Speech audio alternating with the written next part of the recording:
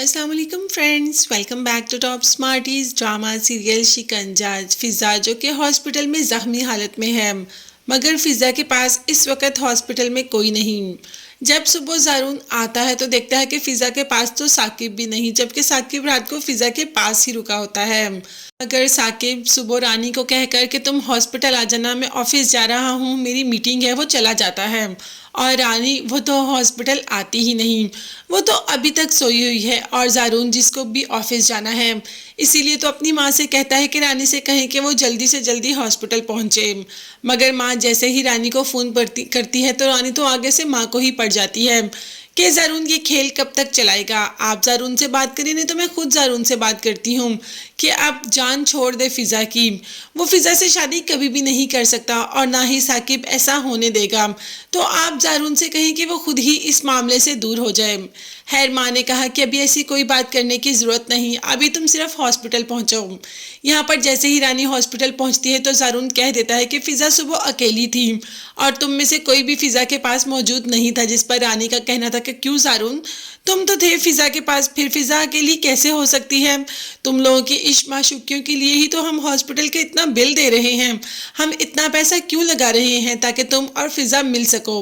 मतलब रानी टॉन्ट करने से कभी भी बाज नहीं आ सकती। दूसरी तरफ बात करें तो जीनत और अरहम जिनकी के बिल्कुल भी आपस में नहीं बन रही। अरहम के जहन दिलो दिमाग में एक ही लड़की सवार है, जो है रिदा। अब रिदा के चलते जीनत के साथ तो काफ़ी बुरा भी कर जाता है अरहम। खैर इतनी अच्छी तो जीनत भी नहीं। जीनत भी सीधा फ़ोन कर देती है रानी को रो रो कर और कहती है, रानी भाभी आप ही हैं जो मेरा घर बचा सकती हैं, मेहरबानी करके मेरा घर बचा लें। रिदा से कहें कि वो अरहम से दूर हो जाए। अब रानी को और क्या चाहिए, उसे तो वैसे ही इस तरह की चीज़ें बहुत पसंद है, दूसरों को तकलीफ़ देना तो उसका फेवरेट काम है।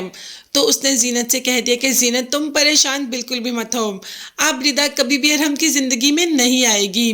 खैर उसके बाद फ़ोन बंद करके सीधा जाकर रिदा को ही मारना पीटना शुरू कर देती है कि तुम अभी से अरहम के साथ ताल्लुक़ में हो, तुम जानती हो ना वो शादीशुदा है, और तुम ये भी जानती हो कि तुम्हारी शादी कभी भी अरहम के साथ नहीं हो सकती।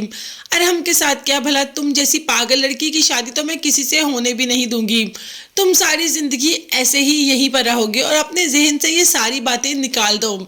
ये जो फजूल के फतूर तुमने अपने जहन में डाले हैं, आइंदा मैं तुम्हारे जहन में ऐसी कोई बात आते हुए नहीं देखूँ। रिदा बेचारी रानी की सारी जुल्म और ज्यादतियाँ बर्दाश्त करके भी चुप हो जाती है। काश कभी वो दिन आए जब रिदा भी रानी को जवाब दे। खैर देखते हैं कि रिदा अपनी ज़ुबान कभी खोलेगी या नहीं। अभी तो हम फ़िज़ा की बात करते हैं। फ़िज़ा जिसकी की तबीयत अभी भी काफ़ी ख़राब है, मगर रानी को लगता है कि वो सब नाटक ही कर रही है।